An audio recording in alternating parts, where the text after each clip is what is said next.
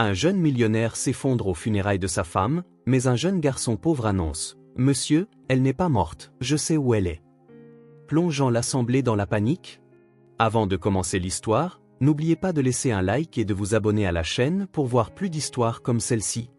La pluie tombait sans pitié sur le cimetière.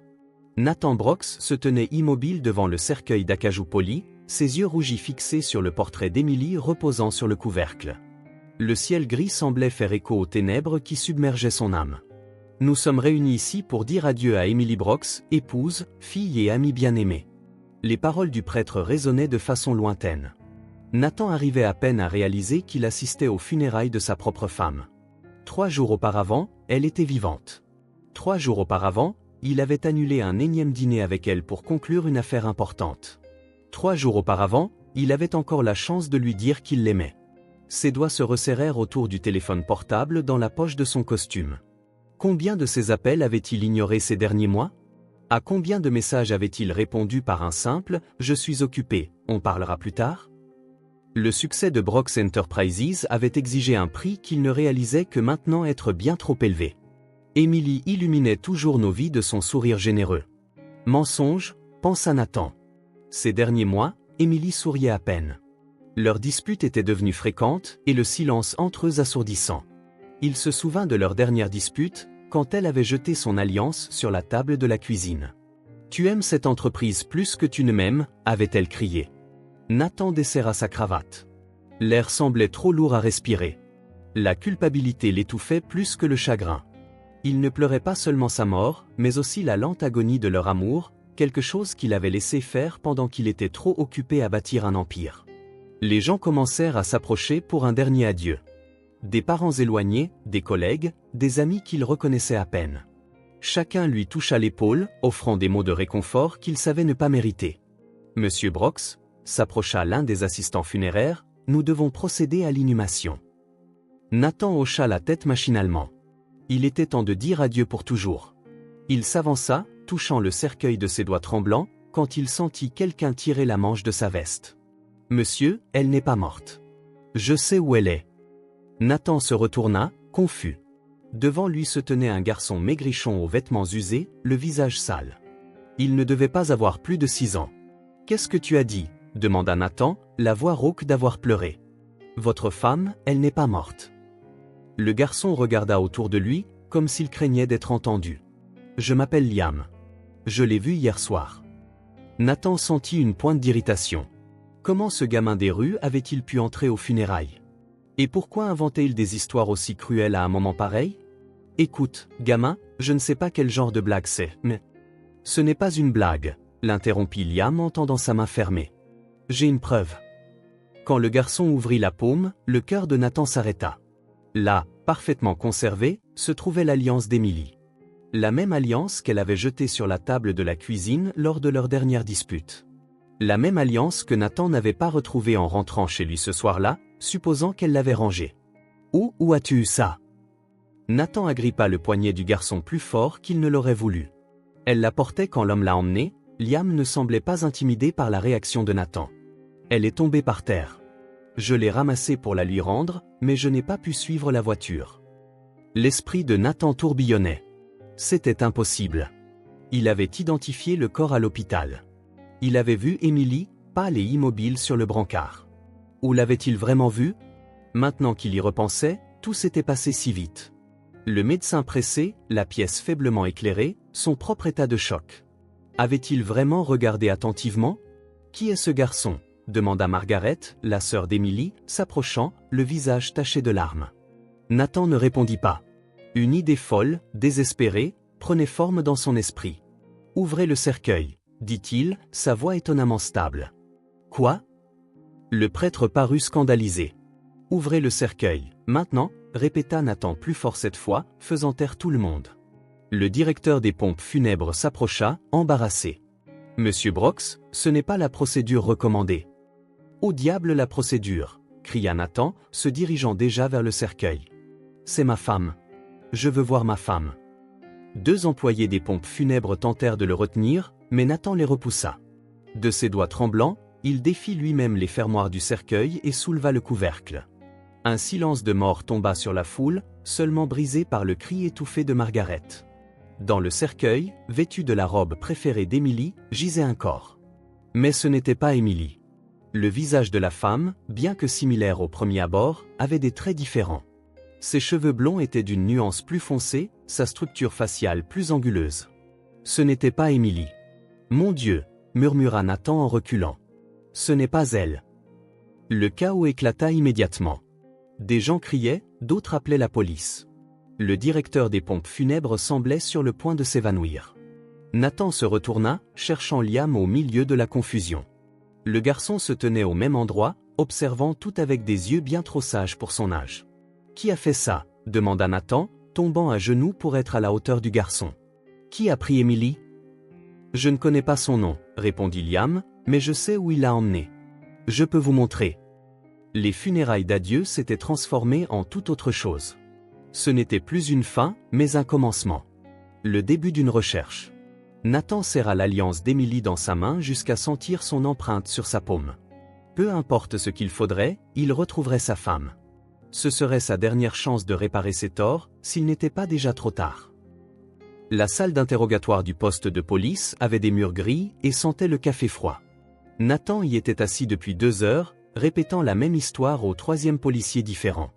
Son costume de deuil était froissé et il passait sans cesse ses mains dans ses cheveux. « Alors, monsieur Brox, » dit l'inspecteur Harris, sans cacher son scepticisme, « vous affirmez que votre femme n'est pas morte, sur la base des dires d'un gamin des rues et d'une bague qui aurait pu être volée ?»« Ce n'est pas seulement ça, » insista Nathan, essayant de garder son calme. Le corps dans le cercueil n'était pas le sien.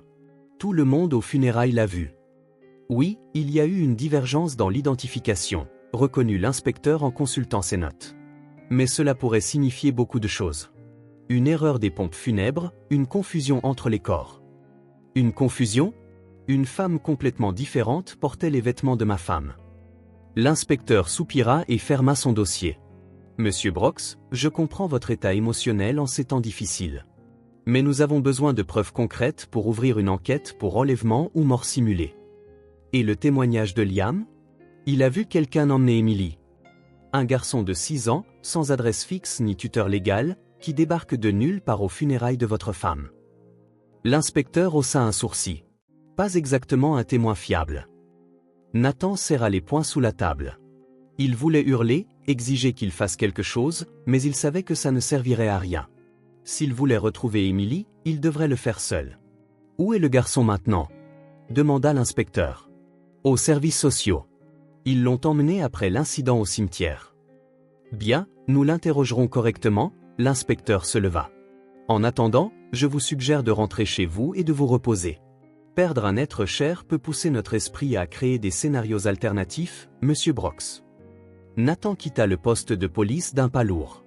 Il s'apprêtait à appeler son chauffeur quand il vit Liam assis sur les marches devant le commissariat. « Et, gamin ?»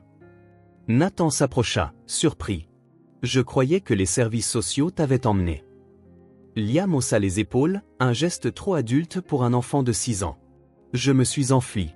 Il me retrouve toujours, mais il ne me garde jamais longtemps. » Nathan regarda autour de lui, ne sachant pas quoi faire. Légalement, il devrait signaler le garçon, mais Liam était sa seule connexion avec Emily maintenant. « Tu sais vraiment où elle est ?» demanda-t-il en s'asseyant à côté du gamin. « Pas exactement, » admit Liam. « Mais je sais où je l'ai vue la dernière fois. » Nathan regarda sa montre. Il était presque 18 heures. « Allons d'abord manger quelque chose, » décida-t-il. « Ensuite, tu me montreras. » Dans un dîner de l'autre côté de la rue, Nathan regarda Liam dévorer un hamburger comme s'il n'avait pas mangé depuis des jours, ce qui était probablement vrai. Le garçon était petit pour son âge, avec des cernes sous des yeux qu'aucun enfant ne devrait avoir. « Comment t'es-tu retrouvé dans la rue, Liam ?» demanda Nathan, essayant de ne pas paraître indiscret. Liam prit une gorgée de son milkshake avant de répondre. « Ma mère est morte quand j'avais 4 ans. Jamais connu mon père. Je suis resté avec ma grand-mère, mais elle est morte l'année dernière. Aucun autre membre de la famille ne pouvait s'occuper de toi ? » « Personne d'autre, » répondit simplement Liam, sans apitoiement. « J'ai fini dans un foyer, mais c'était un sale endroit, alors je me suis enfui. » Nathan sentit une boule dans sa gorge. Comment quelqu'un d'aussi jeune pouvait-il parler d'une telle souffrance avec autant de détachement ? Vous allez me renvoyer au foyer? Demanda Liam d'une voix effroyablement calme. Je ne sais pas encore ce que je vais faire de toi, admit honnêtement Nathan. Mais d'abord, j'ai besoin que tu m'aides à retrouver Emily. L'hôpital Saint-Marie était un bâtiment imposant au cœur de la ville.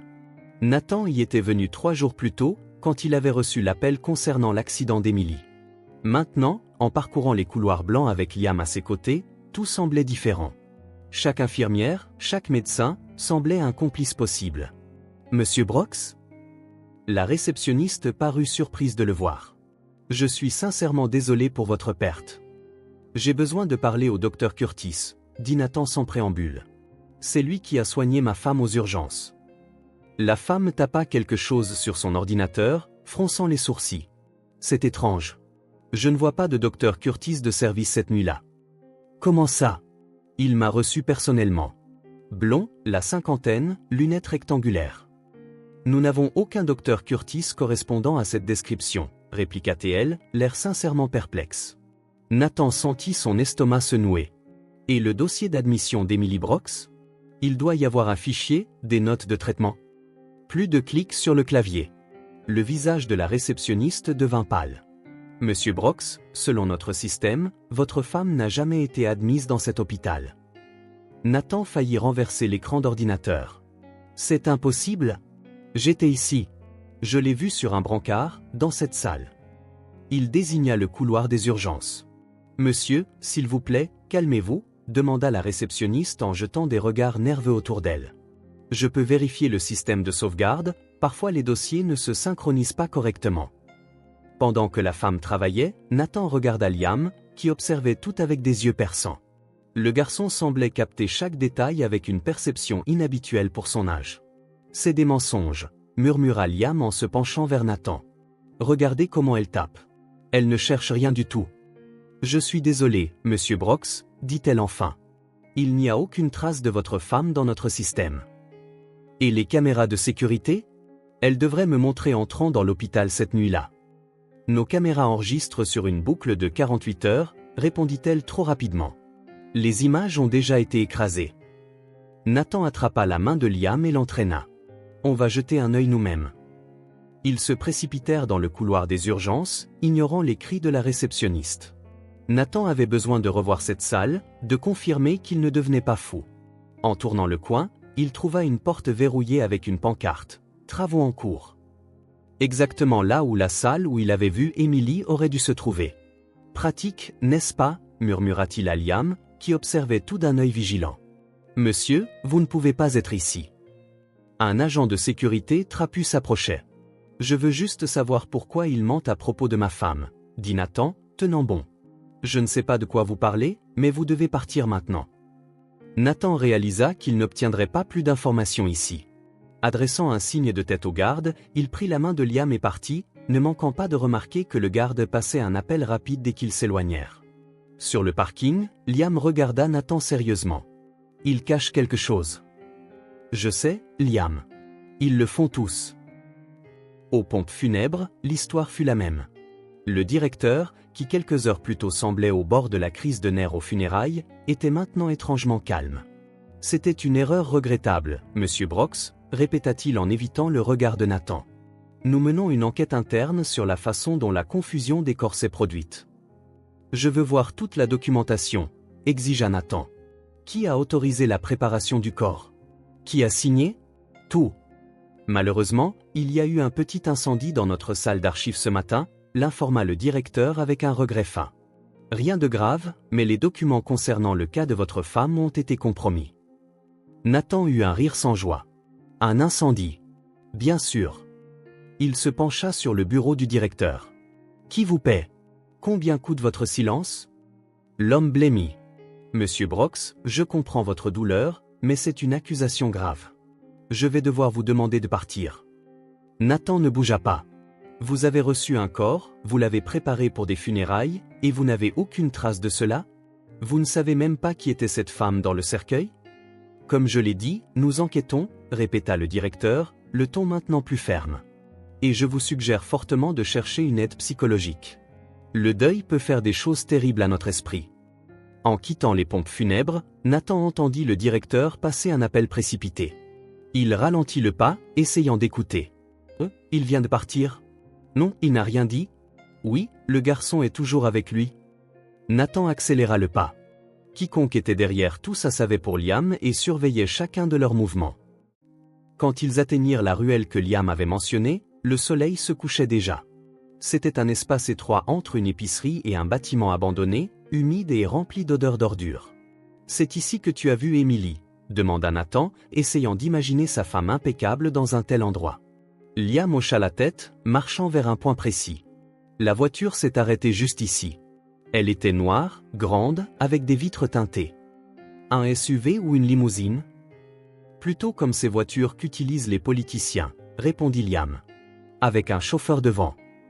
Une berline de luxe, peut-être, murmura Nathan en regardant autour de lui. Où étais-tu? Là. Liam désigna un tas de cartons le long du mur.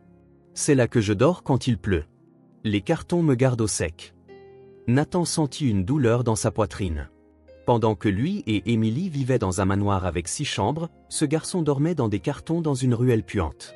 Montre-moi exactement où tu as trouvé la bague. Liam fit quelques pas et pointa le sol. Ici, elle est tombée quand l'homme l'a sortie de la voiture. Il ne l'a pas vue parce qu'il était occupé à porter votre femme. Nathan s'accroupit, examinant l'endroit.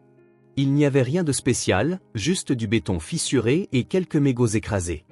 Mais quelque chose attira son attention, une petite tache sombre sur le sol. On dirait du sang, dit-il en touchant la marque séchée. Ouais, confirma Liam. Un peu de sang coulait de sa tête. Pas beaucoup, mais assez pour goûter. Y a-t-il autre chose dont tu te souviens, Liam? N'importe quel détail pourrait t'aider.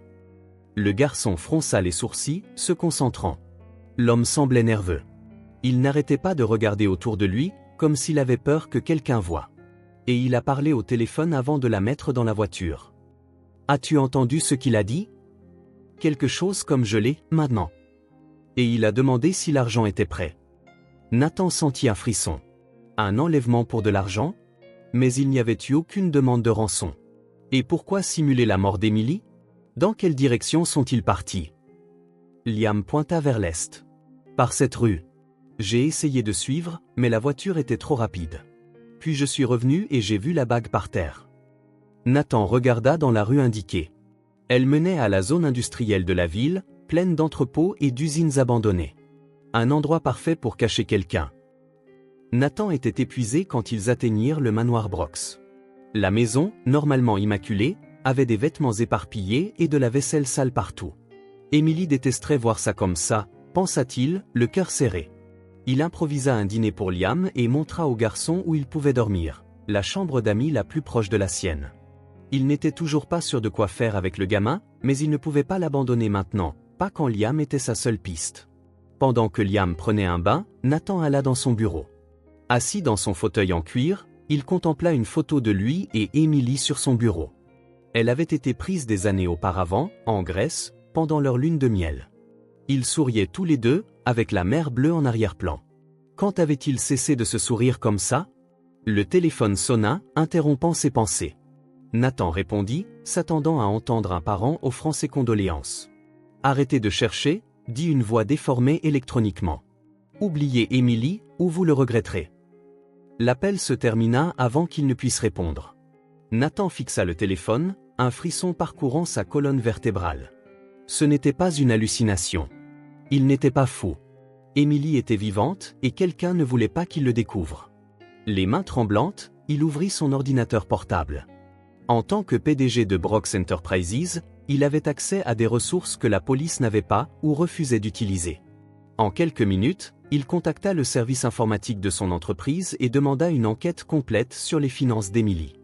Il ne s'était jamais soucié des activités financières de sa femme. Il savait qu'elle avait un accès illimité à leur compte joint, mais avait toujours supposé qu'elle utilisait l'argent uniquement pour l'entretien ménager et les achats occasionnels. Combien d'autres choses ignorait-il sur sa propre femme? Le téléphone sonna de nouveau. Nathan hésita avant de décrocher. « Monsieur Brox? C'est Kevin, de l'informatique. »« Avez-vous trouvé quelque chose ?» demanda Nathan, anxieux. « Oui, monsieur. Et c'est inhabituel. Madame Brox a ouvert un compte bancaire séparé il y a environ 6 mois, dans une banque différente de celle que vous utilisez habituellement. Quel genre d'activité sur ce compte? Des dépôts réguliers depuis votre compte joint. Des montants qui pourraient ressembler à des dépenses ménagères normales. Mais ensuite, de gros transferts vers une société appelée Horizon Investissement. Combien? Au cours des 6 derniers mois, environ 300 000 $ au total. Nathan sentit son estomac se serrer. C'était beaucoup d'argent, même pour eux. Des informations sur cet Horizon Investissement? C'est là que ça devient plus étrange, monsieur. La société n'existe que sur le papier. Pas de site web, pas d'employés enregistrés. Juste une adresse dans une zone industrielle et un seul bénéficiaire non identifié. Envoyez-moi l'adresse, ordonna Nathan. Et continuez à creuser. Je veux savoir qui est ce bénéficiaire. Après avoir raccroché, Nathan regarda par la fenêtre du bureau la nuit de la ville. Que faisait Émilie avec tout cet argent? Était-elle victime de chantage? Prévoyait-elle de le quitter et accumulait-elle secrètement des fonds? Cette pensée lui causa une pointe de jalousie. Dans les semaines précédant l'accident, ils s'étaient à peine parlé. Ils s'étaient disputés amèrement à propos de son absence constante, de ses promesses non tenues et des dîners annulés à la dernière minute. Émilie avait jeté son alliance sur la table de la cuisine, disant qu'elle en avait assez d'être la femme de l'homme d'affaires occupé. Et si elle avait vraiment prévu de le quitter? Et si quelqu'un l'avait découvert et l'avait enlevé pour l'argent? Il entendit de petits pas. Liam se tenait dans l'embrasure de la porte du bureau, les cheveux mouillés dégoulinants, portant un des t-shirts de Nathan qui lui allait comme une robe. « Je n'arrive pas à dormir, » dit le garçon. « Je n'arrête pas de penser à votre femme. » Nathan lui fit signe d'approcher. « Liam, j'ai besoin que tu me dises exactement ce que tu as vu cette nuit-là. Chaque détail. » Le garçon s'assit dans le fauteuil en face du bureau, paraissant encore plus petit dans le cuir sombre. « Je vous ai tout dit, » dit-il. La voiture, l'homme qui la portait, le sang sur sa tête. Comment avait-elle l'air? Était-elle consciente? Se débat-elle? Liam secoua la tête. Elle avait l'air, je ne connais pas le mot juste, comme si elle dormait, mais pas un sommeil normal. Droguée, suggéra Nathan, sentant son estomac se retourner. Ouais, ça, acquiesça Liam. Elle ne bougeait pas. Et l'homme? Quelque chose dont tu te souviens? Sa voix, ses vêtements, des marques distinctives? Liam ferma les yeux, se concentrant. Il portait un long manteau sombre. Et il parlait doucement au téléphone. Tu te souviens exactement de ce qu'il a dit à propos de l'argent? Le garçon se mordit la lèvre, réfléchissant intensément. Il a dit quelque chose comme gelé. Où est l'argent? Et puis?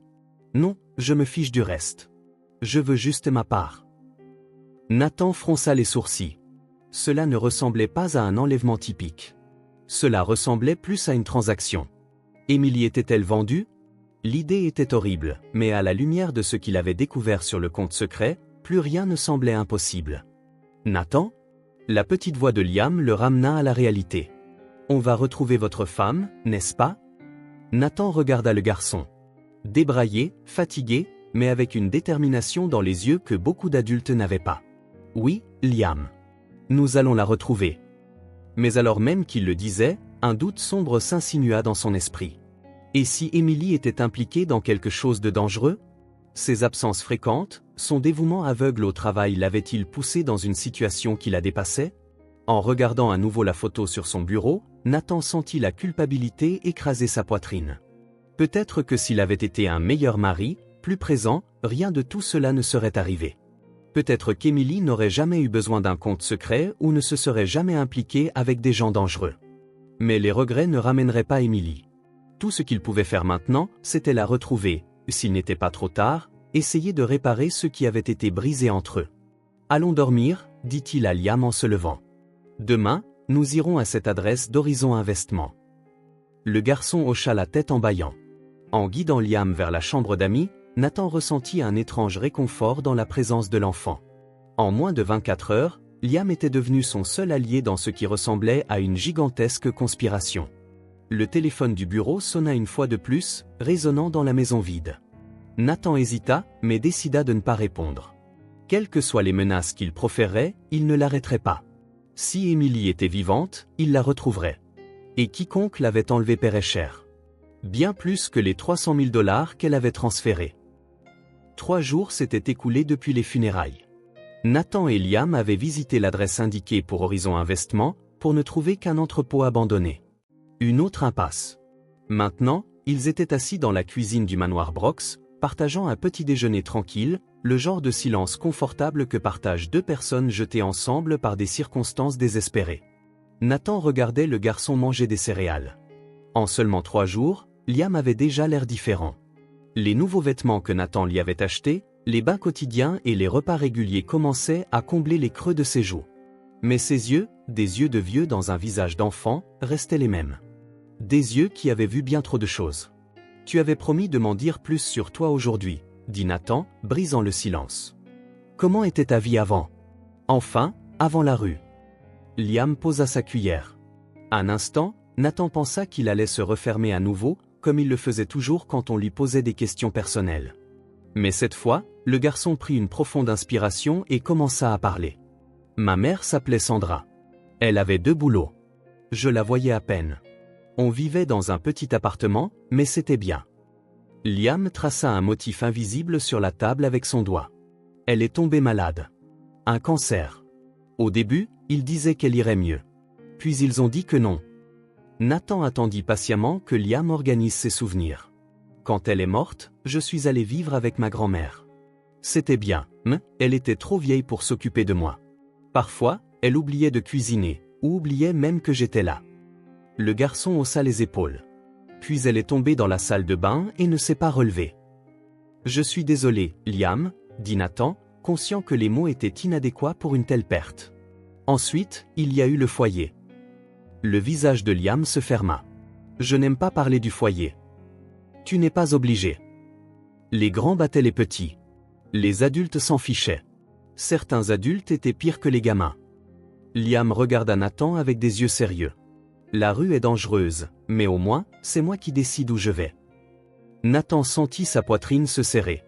À 6 ans, ce garçon avait déjà appris plus sur l'abandon, la mort et la survie que la plupart des adultes. Comment as-tu appris à survivre dans la rue ? En regardant, répondit simplement Liam. J'ai appris quels endroits sont sûrs, qui est dangereux, où trouver de la nourriture. J'ai appris à me cacher et à courir vite. Un léger sourire traversa le visage du garçon. Je suis vraiment bon pour courir. Je remarque que tu es très observateur, remarqua Nathan. Tu as relevé des choses sur cet homme avec Emily que la plupart des adultes n'auraient pas vues. Quand on vit dans la rue, il faut faire attention à tout. Les détails peuvent signifier manger ou se faire tabasser. Liam haussa les épaules comme s'il partageait un secret professionnel. Les gens ne font pas attention à moi, alors moi, je fais attention à eux. Nathan pensa à la façon dont il avait ignoré les sans-abri dans la rue, comment il n'avait jamais vraiment vu les Liam du monde. Combien de fois Emily avait-elle essayé de le convaincre de faire des dons au refuge, de se montrer plus concerné ? Maintenant, il se demandait si ce garçon invisible était sa seule chance de retrouver sa femme. « Tu es courageux, tu sais, » dit Nathan, se surprenant lui-même de la sincérité de ses paroles. La plupart des adultes auraient fui ou se seraient cachés après avoir vu ce que tu as vu. Ils ne seraient certainement pas allés à des funérailles pleines d'inconnus juste pour rendre une bague. Liam baissa les yeux, visiblement mal à l'aise avec l'éloge. « J'ai juste fait ce qui était juste, marmonna-t-il. Votre femme avait l'air gentille sur les photos dans le journal. J'ai pensé que vous deviez vraiment l'aimer. » Nathan sentit une vague de culpabilité. Il aimait Emily, mais le lui avait-il assez montré ces dernières années ? Et, dit-il, changeant de sujet. Et si on regardait un film plus tard ? J'ai une salle de cinéma ici. Les yeux de Liam s'écarquillèrent. Une salle de cinéma, à l'intérieur de la maison ? Nathan sourit, se sentant sincèrement bien pour la première fois depuis des jours. Un instant, Liam ressemblait juste à un enfant normal, excité par quelque chose de nouveau. Oui. Et tu peux choisir le film. Mais d'abord, j'ai quelques recherches à faire au bureau. Nathan tapait furieusement.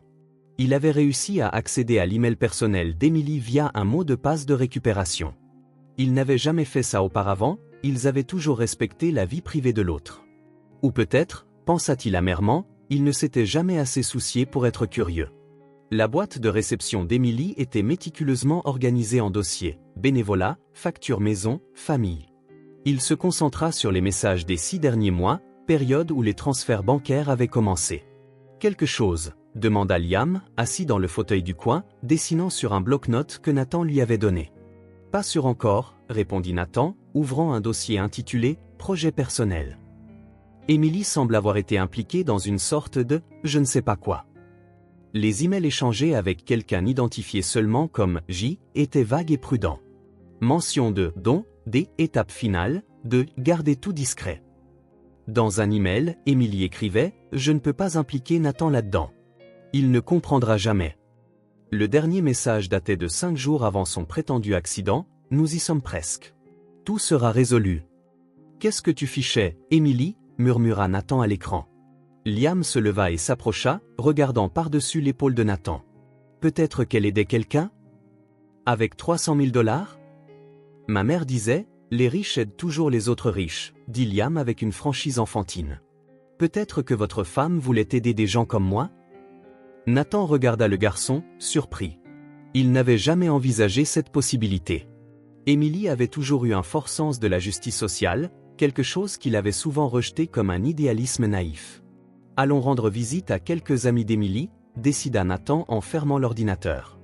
Des amis qui pourraient en savoir plus que moi. Margaret, la sœur d'Emily, vivait dans un appartement chic du centre-ville. Quand elle ouvrit la porte et vit Nathan avec Liam, ses yeux gonflés de larmes s'écarquillèrent de surprise. « Nathan ? Qu'est-ce que tu... Qui est-ce ? » « C'est Liam, » expliqua Nathan. « Il m'aide. Pouvons-nous entrer ? J'ai besoin de te poser quelques questions sur Emily. » Le salon de Margaret était rempli de photos d'Emily. Les sœurs, toujours proches, souriaient sur des plages, à des fêtes, lors de remises de diplômes. Nathan réalisa qu'il y avait plus de photos d'Emily ici que dans sa propre maison. « Tu penses vraiment qu'elle est vivante ? » demanda Margaret en versant du thé. Son ton était sceptique, mais ses yeux contenaient une lueur d'espoir. « J'en suis sûr, » répondit Nathan. « Et quelqu'un veut que j'arrête de chercher. » Margaret, Emily agissait étrangement dans les semaines précédant l'accident. Margaret hésita, jetant un coup d'œil à Liam qui explorait le salon avec une curiosité silencieuse. « Ne t'inquiète pas pour lui, » l'assura Nathan. « Il sait tout. »« Eh bien, oui, » admit Margaret. Emily semblait anxieuse. Elle a annulé notre déjeuner hebdomadaire 2 fois, ce qui n'arrivait jamais.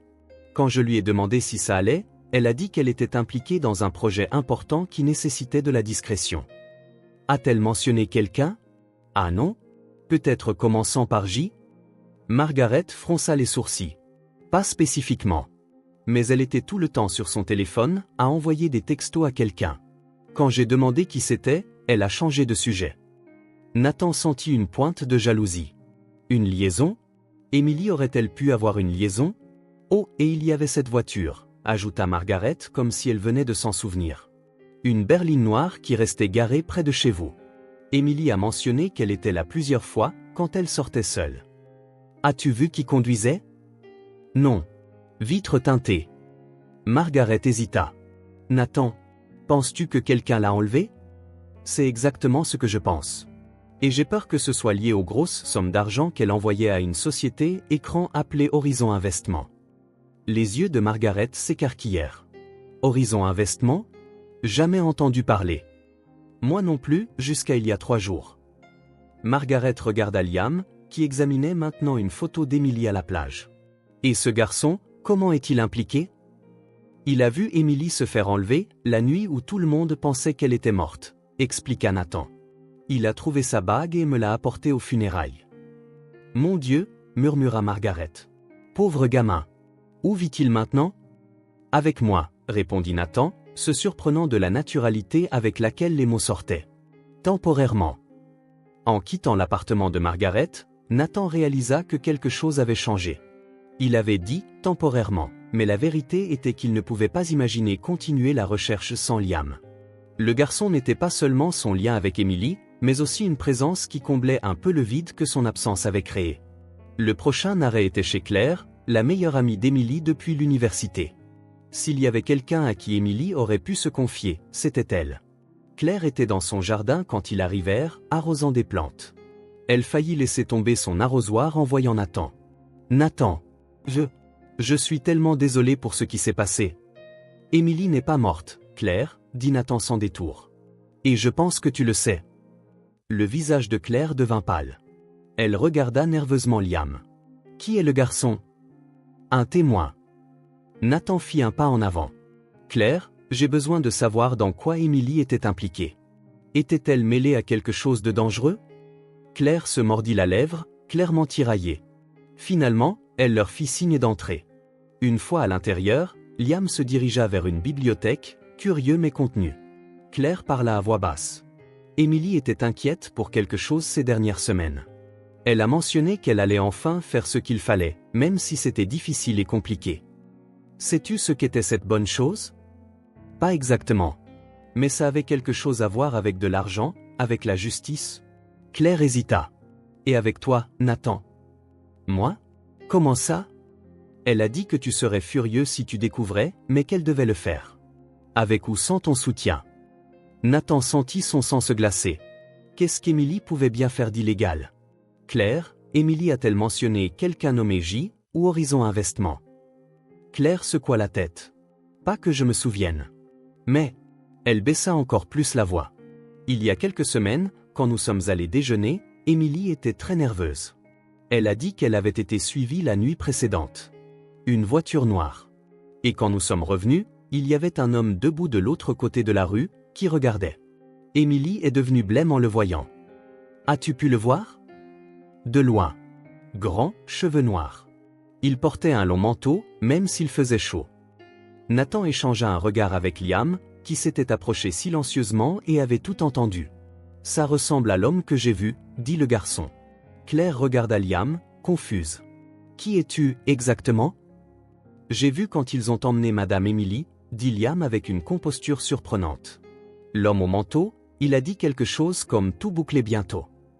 Tout boucler bientôt, répéta Claire en fronçant les sourcils. Émilie a utilisé exactement ces mots lors de notre dernier appel téléphonique. Elle a dit qu'elle était sur le point de tout boucler et qu'ensuite, nous pourrions enfin voyager ensemble comme nous l'avions prévu depuis des années. Sur le chemin du retour, Nathan était plus confus que jamais. Les pièces du puzzle semblaient se multiplier sans former une image claire. Émilie était-elle en danger, ou avait-elle planifié quelque chose? Fuyait-elle quelqu'un, ou allait-elle à sa rencontre? Pourquoi tant de secrets, surtout avec lui? Elle ne vous faisait pas confiance, dit brusquement Liam, comme s'il lisait dans les pensées de Nathan. C'est pour ça qu'elle ne vous a rien dit. Nathan jeta un coup d'œil au garçon, surpris par sa franchise. Tu crois? Vous travaillez beaucoup, n'est-ce pas? Continua Liam. Ma mère aussi. Elle disait qu'elle n'avait pas le choix. Mais elle me manquait quand même. Nathan eut l'impression d'avoir reçu un coup de poing. Oui, je travaillais beaucoup. Je pensais construire quelque chose pour nous deux, mais vous l'avez construit seul, termina Liam. Et elle s'est retrouvée seule aussi. Soudain, 4 jours de stress, de peur et de culpabilité s'abattirent sur Nathan. Il gara la voiture sur le côté de la route et mit sa tête entre ses mains. Et si je ne la retrouve pas, murmura-t-il, plus pour lui-même que pour Liam. Et si c'est trop tard? À sa surprise, il sentit une petite main sur son épaule. Ce n'est pas trop tard, dit Liam avec une assurance qui démentait sa taille. On va la trouver. Nathan regarda le garçon. On? Oui. Liam hocha gravement la tête. J'ai promis de vous aider jusqu'au bout. Et je tiens toujours mes promesses. Quelque chose de chaud et d'inattendu fleurit dans la poitrine de Nathan. Comment cet enfant qui avait tout perdu pouvait-il encore croire aux promesses? Comment pouvait-il offrir du réconfort alors que sa propre vie en avait été si dépourvue? Merci, Liam, dit-il en ravalant la boule dans sa gorge. Je ne pense pas que je pourrais faire ça seul. Le garçon haussa les épaules, retrouvant son stoïcisme habituel. Personne ne peut faire quelque chose d'important seul. À cet instant, en regardant l'enfant que le destin avait jeté dans sa vie au pire moment possible, Nathan réalisa que peu importe ce qui arriverait avec Émilie, sa vie ne serait plus jamais la même. D'une manière ou d'une autre, au milieu du chaos et du désespoir de la recherche de sa femme, il avait trouvé quelque chose d'inattendu, une connexion, un but au-delà de lui-même. « Rentrons à la maison », dit-il en redémarrant le moteur. « On a besoin de repos. Demain est un autre jour de recherche. »« Et le film que vous avez promis ?» demanda Liam, un rare sourire éclairant son visage fatigué. Nathan lui rendit son sourire, sentant une légèreté qu'il n'avait pas éprouvée depuis des jours. « Bien sûr, le film. Tu peux choisir ce que tu veux. » L'espoir de retrouver Émilie grandissait, mais sa peur de ce qu'il pourrait découvrir aussi. Pourtant, Pour la première fois depuis les funérailles, Nathan ne se sentait pas complètement perdu. Il avait un allié improbable, petit par la taille mais immense par le courage et la perspicacité. Et ensemble, peut-être, juste peut-être, ils pourraient démêler le mystère et ramener Émilie à la maison. Nathan se réveilla en sursaut, la sueur collant à sa peau. Dans son rêve, Émilie l'appelait de quelque part dans le noir, mais sa voix devenait de plus en plus faible. Une semaine s'était écoulée depuis les funérailles, et le sentiment de courir contre la montre ne faisait que s'intensifier. Il regarda l'horloge, 5h43 du matin. Il savait qu'il ne se rendormirait pas.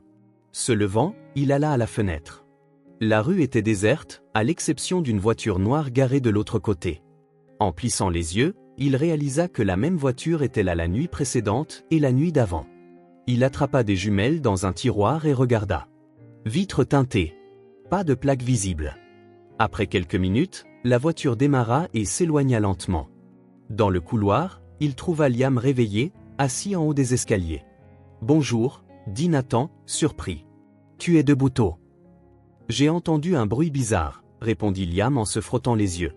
Comme quelqu'un qui touchait aux fenêtres. Nathan sentit un frisson. « À quelle heure ?»« Vers 4 heures, je crois. J'ai été voir, mais je n'ai vu personne. » Nathan descendit précipitamment, Liam sur ses talons. À la porte arrière, il trouva ce qu'il craignait, des marques sur la serrure, comme si quelqu'un avait tenté de forcer l'entrée. Il n'était pas entré, grâce au système de sécurité, mais la tentative était un avertissement clair. « Il nous surveille », murmura Nathan. « La voiture noire », dit simplement Liam. « Elle nous suit depuis des jours. » Nathan fixa le garçon, surpris. « Tu avais remarqué ?» Bien sûr, Liam haussa les épaules, comme si c'était évident. Elle est toujours là. Parfois loin, parfois près. Elle change d'endroit, mais c'est toujours la même voiture.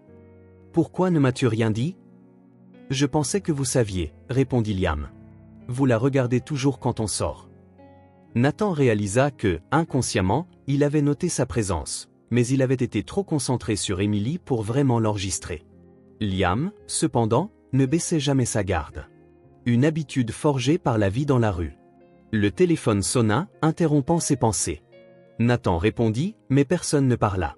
Juste le silence et une respiration lourde à l'autre bout du fil. « Qui est à l'appareil » exigea-t-il.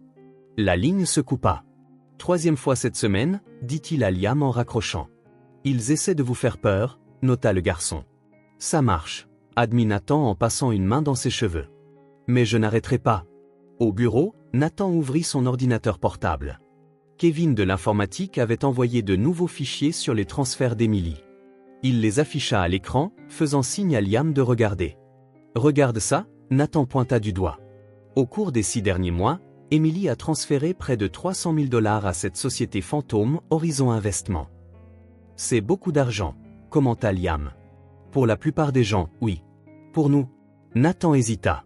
C'est un montant qu'elle pouvait déplacer sans que je m'en aperçoive tout de suite, tant que je ne vérifiais pas les relevés détaillés. Et je ne l'ai jamais fait. Nathan fit défiler les fichiers jusqu'à atteindre une nouvelle information. Kevin a réussi à trouver plus d'infos sur le bénéficiaire d'Horizon. Il n'y a pas de nom, juste un code, destinataire JL 7842. Tous les fonds sont allés sur un compte aux îles Caïmans. C'est quoi, les îles Caïmans ? Demanda Liam. Un endroit où les gens cachent de l'argent quand ils ne veulent pas que les autres sachent, simplifia Nathan. Le problème, c'est qu'on ne sait toujours pas qui est JL 7842, ni pourquoi Émilie envoyait autant d'argent. Nathan s'adossa à son fauteuil, frustré. Chaque nouvelle information soulevait plus de questions. Que faisait Émilie ? Payait-elle un maître chanteur ? Finançait-elle quelque chose d'illégal ? Ou, comme Liam l'avait suggéré, essayait-elle d'aider quelqu'un ? Nathan, dit soudainement Liam, se redressant. Je viens de me souvenir de quelque chose. Quoi donc ? Dans la rue, on entend des choses. Il y a quelques semaines, il y avait des rumeurs sur une maison abandonnée à la périphérie de la ville. Un endroit où personne ne va.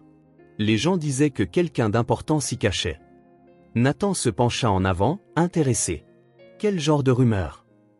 Tommy, un gamin plus âgé qui me donnait parfois à manger, a dit qu'il avait vu une voiture chic s'y arrêter plusieurs fois. Un chauffeur et tout. Il a suivi une fois par curiosité et a vu un homme en costume porter des sacs de nourriture à l'intérieur. Tu penses que c'est là qu'il pourrait garder Émilie ? Liam se mordit la lèvre.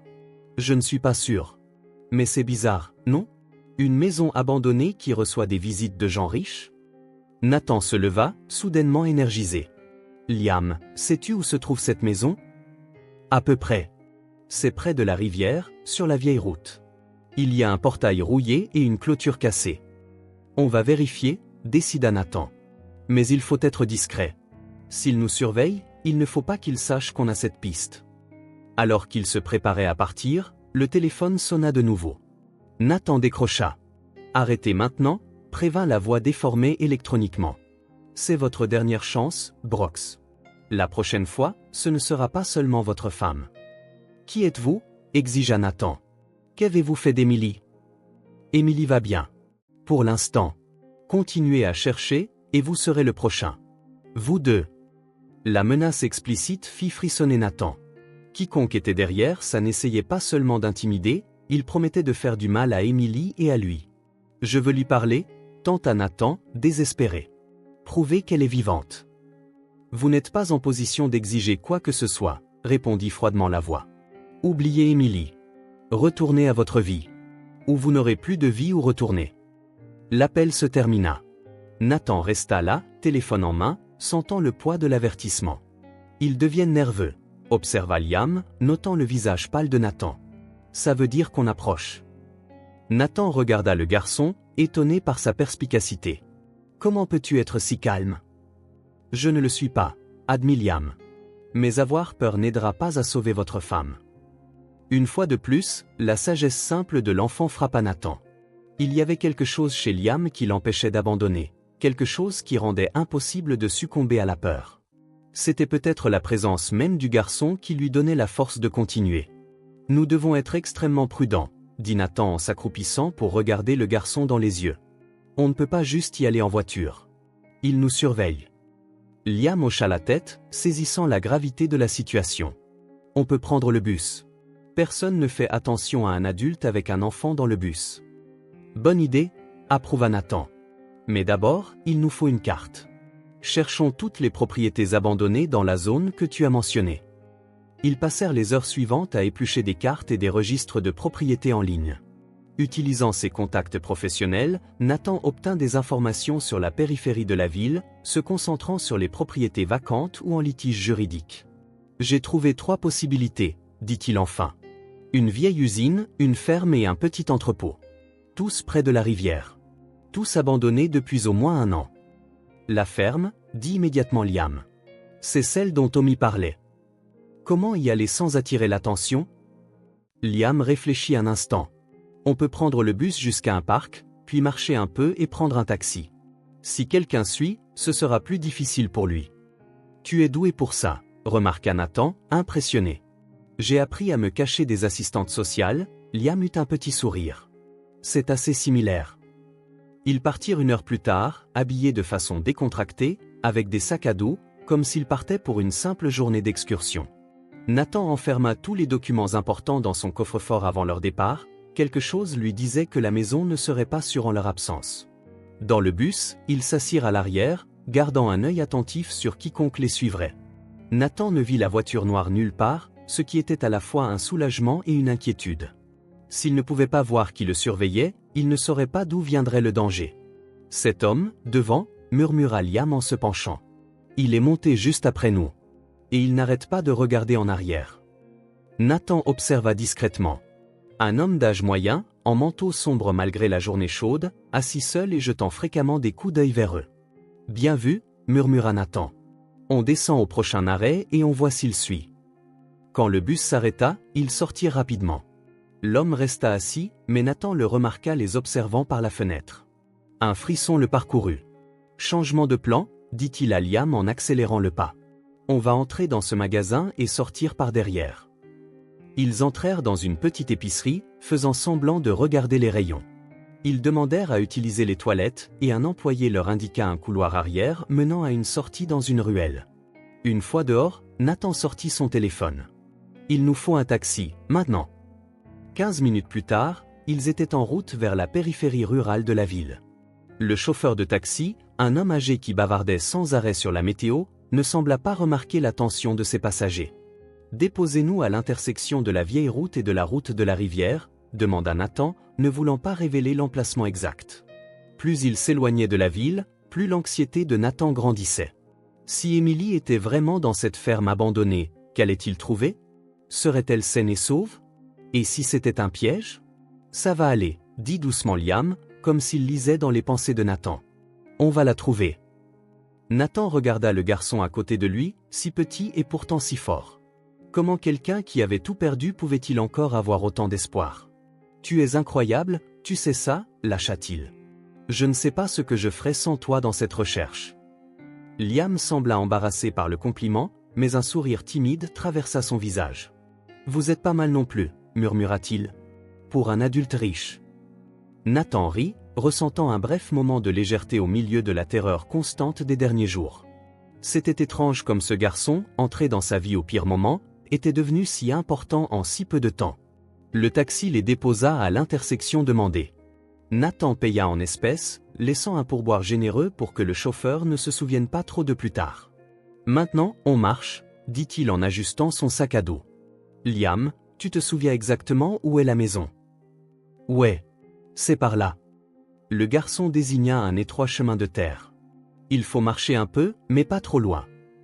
Ils marchèrent en silence pendant près de 20 minutes, alertes au moindre bruit ou mouvement. Le chemin était désert, le silence seulement brisé par le chant occasionnel d'un oiseau. Finalement, Liam leur fit signe de s'arrêter. Là, chuchota-t-il en désignant un virage sur la route devant eux. Après ce virage, on verra le portail. Nathan hocha la tête. On va approcher par les bois, pas par la route. C'est plus sûr. Ils se glissèrent entre les arbres, se déplaçant lentement pour éviter de faire du bruit. Quand ils atteignirent un point de vue surplombant la propriété, Nathan sortit les jumelles de son sac à dos. C'était une vieille ferme à 2 étages, avec de la peinture écaillée et des fenêtres barricadées. Un portail rouillé pendait à une clôture partiellement effondrée. À première vue, elle semblait totalement abandonnée. « Je ne vois pas de voiture », murmura Nathan. « Regardez là », pointa Liam. Des traces de pneus fraîches. Quelqu'un est venu. Nathan ajusta les jumelles. Le garçon avait raison. Il y avait des marques de pneus fraîches dans l'allée en terre, indiquant une visite récente. Bien vu, Liam. Très bien vu. Ils continuèrent à observer pendant près d'1 heure, mais ne détectèrent aucun mouvement. Il n'y avait aucun signe évident d'occupation, pas de lumière, pas de son, pas de fumée s'échappant de la cheminée. Il faut qu'on s'approche, décida Nathan. Mais pas maintenant. Il se fait tard, et ce serait dangereux de rester coincé ici après la tombée de la nuit. Liam hocha la tête, bien qu'il parût déçu. On peut revenir demain? Avec des lampes de poche et de la nourriture? Oui. Et il nous faudra un meilleur plan. Si Émilie est là-dedans, on ne peut pas juste foncer sans réfléchir aux conséquences. Au retour, ils s'assurèrent d'emprunter un itinéraire différent, prenant un autre taxi puis un autre bus. Nathan était paranoïaque, vérifiant constamment s'ils étaient suivis. Liam restait vigilant, ses yeux perçants notant chaque passager qui montait ou descendait. Il faisait nuit quand ils arrivèrent au manoir Brox. Nathan sentit immédiatement que quelque chose n'allait pas. La porte d'entrée était légèrement entr'ouverte, alors qu'il était sûr de l'avoir fermée à clé. « Reste ici », chuchota-t-il à Liam, poussant le garçon derrière un arbre dans le jardin. « Non », protesta Liam en lui attrapant le bras. « C'est dangereux d'y aller seul. »« Plus dangereux pour toi », insista Nathan. « S'il te plaît, Liam. Reste ici. Et s'il arrive quelque chose, cours chez les voisins et appelle la police. » À contre-cœur, le garçon hocha la tête. Nathan s'approcha prudemment de la maison, poussant doucement la porte. L'intérieur était un désastre complet. Tiroirs arrachés, papiers éparpillés sur le sol, meubles renversés. Quelqu'un avait mis l'endroit à sac. Le cœur battant, Nathan courut à son bureau. Le coffre-fort était intact. Quiconque était entré n'avait pas pu l'ouvrir. Mais son ordinateur portable était détruit, l'écran brisé et le disque dur arraché. Les dossiers avec les relevés bancaires d'Émilie et les informations sur Horizon Investissement, ce qu'il avait laissé sur son bureau, avaient disparu. « Merde », murmura Nathan en inspectant le bureau saccagé. Ils avaient pris tout ce qui reliait Émilie au compte secret et au transfert. Sans ces preuves, son histoire ressemblerait encore plus au délire d'un veuf éploré. Un bruit à la porte le fit se retourner vivement. Liam se tenait là, les yeux écarquillés, contemplant la destruction. « Je t'avais dit d'attendre dehors, le gronda Nathan, mais il ne put rassembler aucune colère réelle. J'ai pensé que vous auriez peut-être besoin d'aide, expliqua Liam en entrant dans le bureau. Ils ont tout pris? Presque tout. Les documents les plus importants étaient dans le coffre. Nathan s'accroupit devant le garçon. Liam, ça devient trop dangereux. Peut-être que tu devrais rester ailleurs pendant un moment? Chez Margaret, la sœur d'Emily? Non, l'interrompit fermement Liam. Je ne vous laisse pas seul. J'ai promis d'aider à retrouver votre femme. Et je tiens mes promesses. Nathan regarda ce garçon de 6 ans, si déterminé, si courageux malgré tout ce qu'il avait perdu, et sentit une boule dans sa gorge. Je sais que tu as promis. Mais ce n'est pas que ça, continua Liam. C'est que, vous et Madame Emily, vous êtes les seules personnes qui ont été gentilles avec moi depuis la mort de ma grand-mère. Je ne peux pas vous laisser maintenant. Nathan déglutit difficilement, touché. Merci, Liam. Ça signifie beaucoup pour moi. Ils vérifièrent prudemment le reste de la maison. Les intrus avaient tout retourné, mais semblaient n'avoir rien pris d'autre que des documents. C'était clairement une fouille ciblée. Ils voulaient effacer toute preuve qui pourrait mener Nathan à Emily. Qu'est-ce qu'on fait maintenant? Demanda Liam alors qu'ils essayaient de remettre de l'ordre dans le salon. Je pense qu'on a besoin d'aide, admit Nathan. Je pensais engager un détective privé. Quelqu'un qui n'est pas lié à la police locale. Je commence à soupçonner que quelqu'un au commissariat pourrait être impliqué. Pourquoi pensez-vous ça? C'est trop pratique. Comment ils ont rejeté mon histoire si vite? Comment le corps dans le cercueil a été mal identifié sans que personne ne soit tenu responsable? Comment tous les dossiers ont disparu? Nathan prit son téléphone. Il avait encore quelques contacts de l'époque où il était avocat, avant de fonder Brox Enterprises. L'un d'eux était un ancien flic qui travaillait maintenant comme détective privé. Je vais passer quelques appels. En attendant, je ne pense pas qu'on devrait dormir ici ce soir. Liam hocha la tête, regardant nerveusement autour de lui. Il pourrait revenir. Exactement. On va aller à l'hôtel. Sous de faux noms. Payé en espèces. Alors qu'il rassemblait des vêtements et des affaires essentielles, Nathan ne pouvait se défaire d'un sentiment d'échec. Une semaine après les funérailles, et qu'avait-il accompli? Des pistes vagues, des rumeurs, et maintenant une maison saccagée. Emily était toujours portée disparue, et les menaces s'intensifiaient. Et, dit Liam en lui touchant le bras. N'abandonnez pas. On a trouvé l'endroit où elle pourrait être. C'est plus que ce qu'on avait avant. Nathan regarda le garçon, frappé par sa résilience. Tu as raison. Et demain, on vérifiera cette maison plus en détail. Dans la voiture, en route vers l'hôtel, Nathan prit une décision. Peu importe le danger, il retournerait à cette ferme. Les traces de pneus, l'isolement, les rumeurs que Liam avait entendues, tout pointait vers cet endroit. Si Emily y était détenue, il la trouverait. Et si elle n'y était pas, il continuerait à chercher jusqu'à son dernier souffle. Il jeta un coup d'œil dans le rétroviseur, s'attendant à moitié à voir la voiture noire les suivre. La route derrière eux était vide. Pourtant, étrangement, cela ne le réconforta pas. Quiconque était derrière la disparition d'Emily était patient, méticuleux, et prêt à tout pour l'arrêter. Mais il n'avait pas compté sur sa détermination. Et il n'avait certainement pas compté sur Liam, dont les yeux perçants et l'instinct s'étaient déjà révélés inestimables. On va la trouver, dit Nathan, à la fois pour lui-même et pour Liam. Peu importe le temps que ça prendra. Ouais, acquiesça le garçon, son petit visage sérieux dans la lumière du tableau de bord. On va la trouver. La route s'étendait devant eux, sombre et incertaine. Mais pour la première fois depuis des jours, Nathan ressentit autre chose que la peur et la culpabilité. Il ressentit l'espoir. L'obscurité engloutit la voiture alors que Nathan éteignait les phares, à environ 800 mètres de la propriété abandonnée. La nuit sans lune offrait une couverture parfaite, mais rendait aussi difficile de voir le chemin. Il gara le véhicule sur une route secondaire, le cachant parmi de hauts buissons. « Es-tu sûr qu'on devrait y aller tous les deux ?» demanda Nathan à Liam une dernière fois, bien qu'ils connaissent déjà la réponse du garçon. « Oui », répondit fermement le garçon. « 4 yeux voient mieux que 2. » Depuis 3 jours que leur maison avait été cambriolée, ils logeaient dans un petit motel en périphérie de la ville, sous de faux noms, payant en espèces. Le détective privé engagé par Nathan avait creusé profondément sur le bénéficiaire d'Horizon, mais n'avait rien trouvé. Quiconque se cachait derrière JL 7842 avait bien couvert ses traces.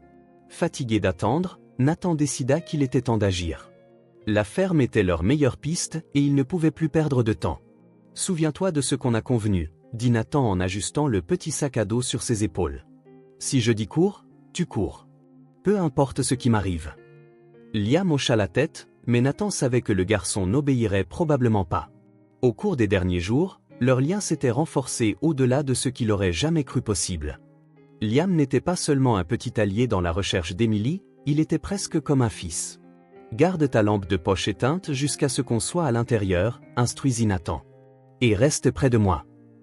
Ils marchèrent en silence le long du sentier sombre, guidés seulement par la faible lumière des étoiles. L'odeur de terre humide et de feuilles en décomposition emplissait l'air. Occasionnellement, le ululement d'une chouette brisait le silence, faisant sursauter Nathan. Quand ils atteignirent la clôture brisée de la ferme, ils s'arrêtèrent pour observer.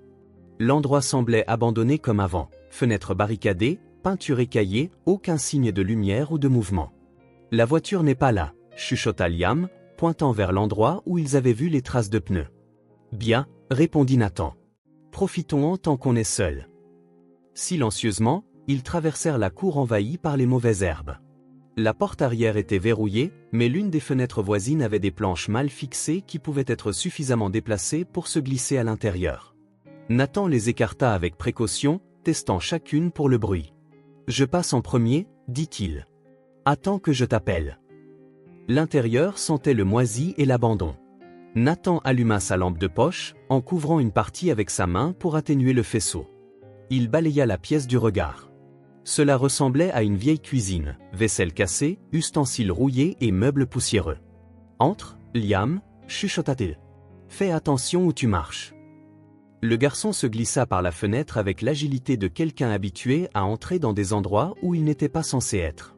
Ses yeux brillaient dans la faible lumière, captant chaque détail. « Quelqu'un a utilisé cet endroit, » murmura Liam. « Regardez. » Il désigna un coin de la cuisine, au milieu de la poussière et du délabrement, il y avait des signes d'utilisation récente, une bouteille d'eau à moitié pleine, des emballages de nourriture, des empreintes de pas dans la poussière qui ne semblaient pas vieilles. Le cœur de Nathan battait la chamade. Vérifions le reste de la maison. Le salon était à peu près pareil, majoritairement abandonné, mais avec des signes subtils de présence humaine récente. Une chaise propre au milieu de meubles poussiéreux. Un endroit sur le sol avec moins de poussière, comme s'il avait été balayé ou utilisé fréquemment. Quand ils atteignirent le bas de l'escalier menant au deuxième étage, Nathan hésita. Certaines marches semblaient pourries.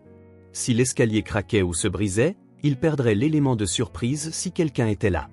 Montons lentement, décida-t-il. Marche ou je marche.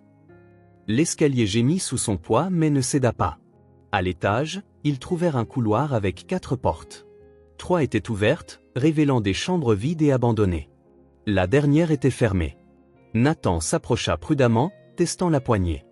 Verrouillée. Quelque chose bloque de l'intérieur, chuchota Liam, pointant le petit espace sous la porte.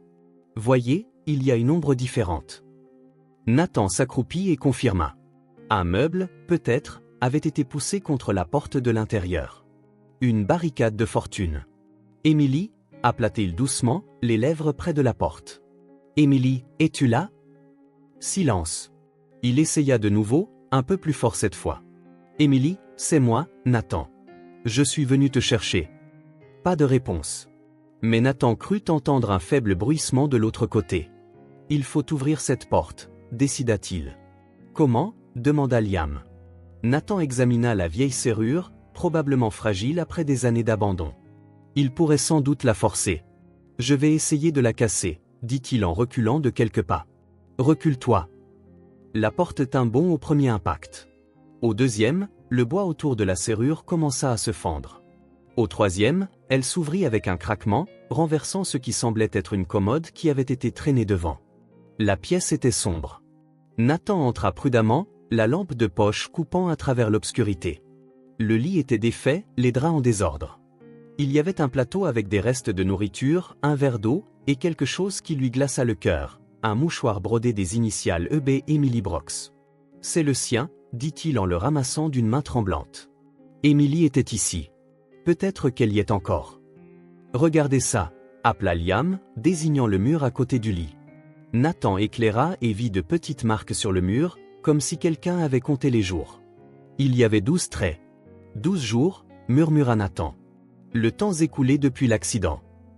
En continuant à chercher, il trouva d'autres preuves de la présence d'Emily. Une brosse à cheveux avec des mèches blondes prises dans ses picots, un verre d'eau avec des marques de rouge à lèvres, et finalement, caché sous le matelas, un morceau de papier. Nathan le déplia soigneusement, reconnaissant immédiatement l'écriture élégante d'Emily. « Si quelqu'un trouve ceci, s'il vous plaît, appelez la police. Je suis retenu ici contre mon gré par elle. Il vient tous les jours vers 22 heures. Je ne sais pas combien de temps. » Le message s'arrêtait brusquement, comme si elle avait été interrompue. Nathan fronça les sourcils. Qui est elle? Liam, qui scannait la pièce avec une curiosité presque professionnelle, fit signe à Nathan de s'approcher de la fenêtre. « Regardez ces vis, » dit-il en pointant les planches couvrant la fenêtre. « Elles sont neuves. Mises récemment. » Nathan hocha la tête. Toutes les autres fenêtres de la maison avaient de vieux clous rouillés, mais celle-ci était scellée avec des vis neuves et brillantes. Quelqu'un avait renforcé cette fenêtre pour empêcher quelqu'un de s'échapper. Elle n'est pas là maintenant, conclut Nathan en balayant à nouveau la pièce de sa lumière. Mais elle y était. Et elle reviendra. Ou il la ramènera, corrigea Liam. L'homme qui l'a prise. Elle.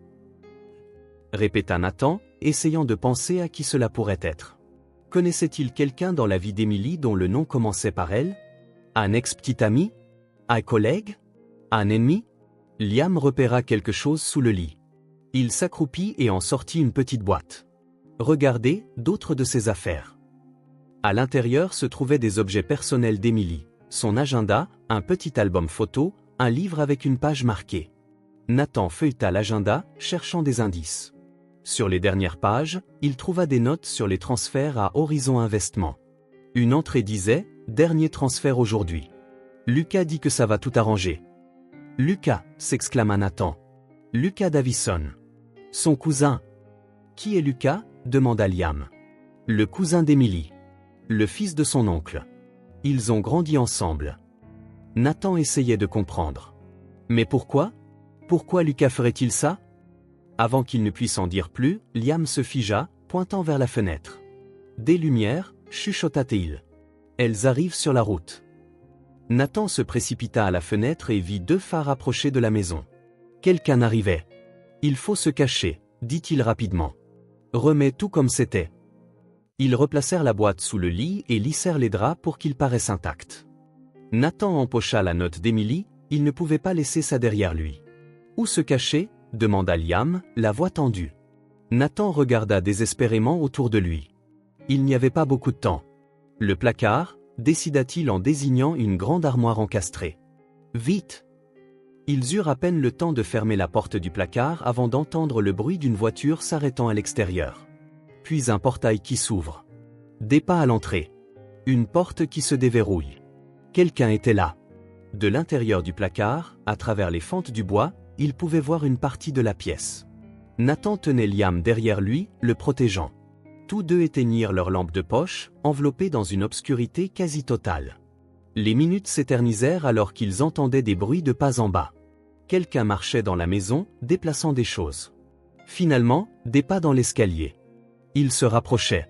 La porte de la chambre s'ouvrit et une silhouette entra, portant une lampe de poche. Nathan retint son souffle. C'était Lucas Davison. Le cousin d'Emily, que Nathan n'avait vu que quelques fois ces dernières années, lors d'événements familiaux. Grand, cheveux noirs, avec des yeux intenses qui semblaient toujours un peu déplacés lors des réunions de famille. Lucas n'était pas seul. Il tirait Emily par le bras, la traînant pratiquement dans la pièce. Elle avait l'air pâle, hagarde, les cheveux en désordre et les vêtements froissés. Mais elle était vivante. « Tu resteras ici jusqu'à ce que j'arrange tout », disait Lucas, la voix tendue. Les choses se sont compliquées. Quelqu'un est entré chez lui et a volé des documents. « Lucas, s'il te plaît », supplia Emily, la voix rauque comme si elle avait beaucoup pleuré. « Ça va trop loin. Laisse-moi partir. Je promets que je ne dirai rien à personne. » Lucas eut un rire amer. « Comme si je pouvais te faire confiance maintenant. Après tout ce que j'ai fait, tu veux toujours retourner vers lui? C'est mon mari. » « Il ne te mérite pas, » cria soudainement Lucas, furieux. « Il t'ignore, te traite comme un trophée. Alors que moi, j'ai toujours été là. Je me suis toujours occupé de toi. » Nathan sentit la bile lui monter à la gorge. Lucas était obsédé par Émilie? Comment n'avait-il jamais rien remarqué? S'il te plaît, tenta à nouveau Émilie, la voix plus calme maintenant. Tu n'avais pas à faire tout ça. On aurait pu parler. Parler? Lucas eut un rire rauque. J'ai essayé de parler pendant des années. J'ai essayé de te montrer comment il ne te mérite pas. Mais tu n'as jamais vu. Alors oui, j'ai dû faire ça. J'ai dû te faire voir. Il sortit quelque chose de sa poche. Une arme à feu. Émilie recula, les yeux écarquillés de peur. Je ne vais pas te faire de mal, dit Lucas, la voix s'adoucissant. Je ne te ferai jamais de mal. C'est pour me protéger. Ton mari est là dehors, il cherche. Il a failli m'attraper une fois. Nathan me cherche, demanda Émilie, une étincelle d'espoir dans la voix. Bien sûr qu'il le fait. L'imbécile n'abandonnera pas, cracha Lucas. Mais ne t'inquiète pas. Bientôt, il arrêtera de chercher. D'une manière ou d'une autre. La menace voilée fit serrer les poings de colère à Nathan. Il voulait jaillir de sa cachette immédiatement et plaquer Lucas au sol. Mais l'arme l'inquiétait. Un faux mouvement, et Émilie pourrait être blessée. Tu es malade, Lucas, dit Émilie, sa voix retrouvant de la force. Ce n'est pas de l'amour, c'est de l'obsession. C'est de la folie. Ne me dis pas ce qu'est l'amour, hurla Lucas, sa main tremblant alors qu'il pointait l'arme. Je t'ai aimé toute ma vie. Depuis qu'on est enfant. Je ferai n'importe quoi pour toi. J'ai fait n'importe quoi. Comme quoi? Demanda Émilie, essayant clairement de le faire parler. Que as-tu fait exactement? Lucas sourit, une lueur troublante dans les yeux. J'ai tout organisé. L'accident, l'échange de corps, les faux papiers. Tout pour te libérer de lui. Cette femme, dans le cercueil. Murmura Émilie. Qui était-ce? Personne d'important. Une sans-abri morte à l'hôpital où je travaille. Personne n'a réclamé le corps, alors je l'ai mis à profit. Nathan sentit une vague de révulsion. Lucas travaillait comme administrateur dans un hôpital d'une ville voisine. Il aurait eu accès aux dossiers, aux documents, peut-être même aux morgues. Et l'argent? Demanda Émilie. Pourquoi me faire transférer autant d'argent? J'avais des dettes, admit Lucas avec un haussement d'épaule désinvolte. Le jeu, principalement. J'ai pensé qu'il était juste que ton riche mari paie pour elle, puisqu'il allait te perdre de toute façon. Dans le placard, Liam bougea, provoquant un léger bruit. Nathan se figea, priant pour que Lucas n'ait pas entendu. Mais l'homme s'arrêta, alerte. Qu'est-ce que c'était? Dit-il en tournant sa lampe de poche vers le placard. Quelqu'un ici? Émilie, sentant la distraction, tenta de courir vers la porte. Lucas fut plus rapide, l'attrapant par le bras et la jetant sur le lit. Ne bouge pas, ordonna-t-il en pointant l'arme sur elle, tout en s'avançant lentement vers le placard. Si quelqu'un est là, sortez maintenant, ou je tire sur Émilie. Nathan savait qu'il n'avait pas le choix. Prudemment, il ouvrit la porte du placard et sortit, les mains en l'air. Nathan, s'exclama Émilie, un mélange de soulagement et de terreur sur son visage.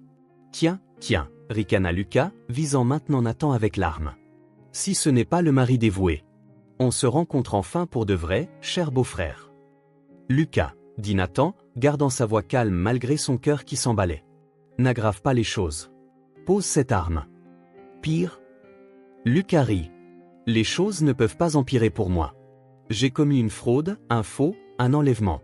Peut-être même un homicide, selon comment il classifie l'utilisation du corps de cette sans-abri. Un meurtre de plus ne fera pas de différence. Tu n'es pas un meurtrier, Lucas, plaida Émilie, essayant de l'apaiser. Je te connais depuis qu'on est enfant. Ce n'est pas toi.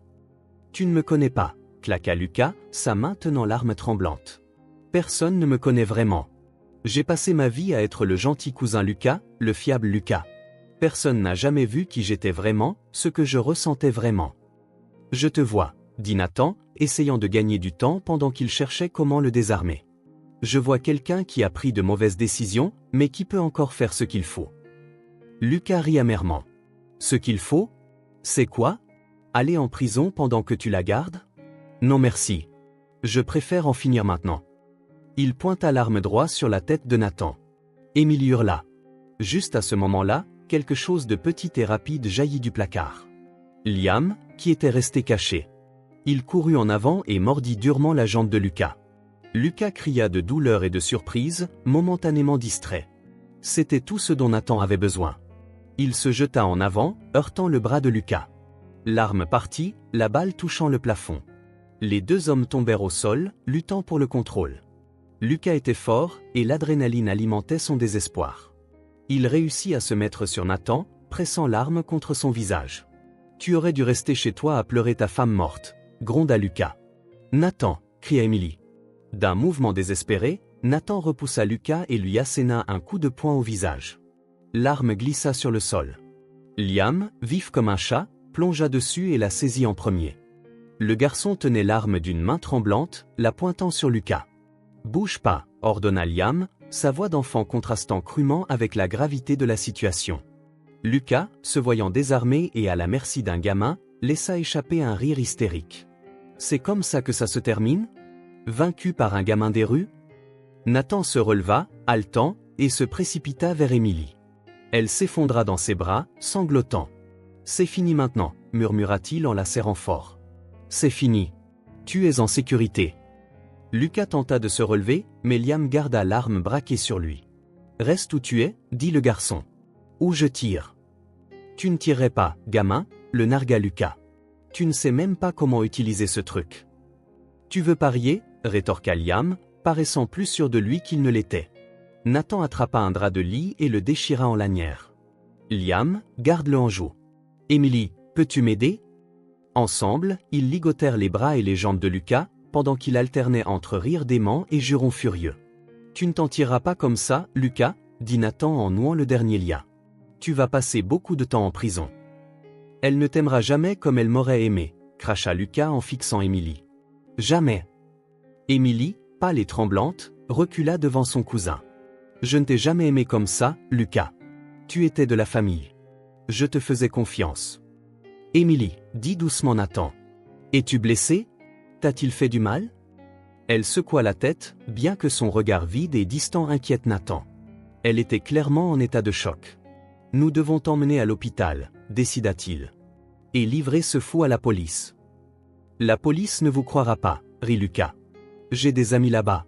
Pourquoi croyez-vous que personne n'a enquêté davantage sur l'accident ? » Nous avons des preuves maintenant, rétorqua Nathan. Et des témoins. Ton jeu est terminé. Avec Lucas ligoté et bâillonné, Nathan appela le détective privé qu'il avait engagé. En moins d'une heure, la police d'État, appelée de l'extérieur de la circonscription locale pour éviter d'éventuels complices de Lucas, encercla la propriété. Assise à l'arrière d'une ambulance, enveloppée dans une couverture, Emily ressemblait à l'ombre de la femme vibrante que Nathan se souvenait. Un médecin dit qu'elle était déshydratée et mal nourrie, avec des ecchymoses mineures, mais pas de blessures graves.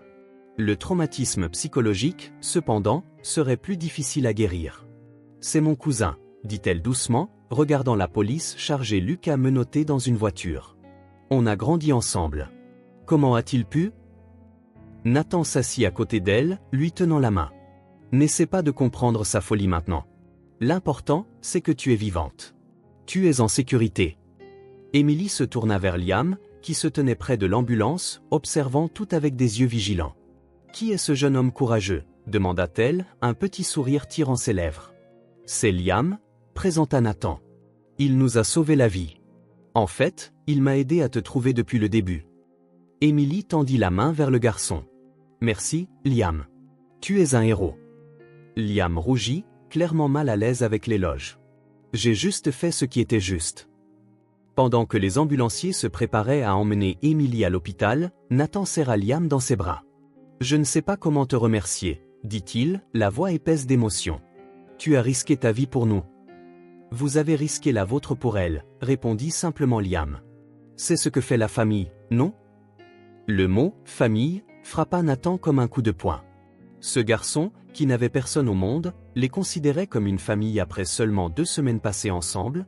Un policier s'approcha de Nathan. « Monsieur Brox, nous aurons besoin de votre déposition au poste. Et celle du garçon aussi. »« Pouvons-nous faire ça après que ma femme soit soignée à l'hôpital » demanda Nathan.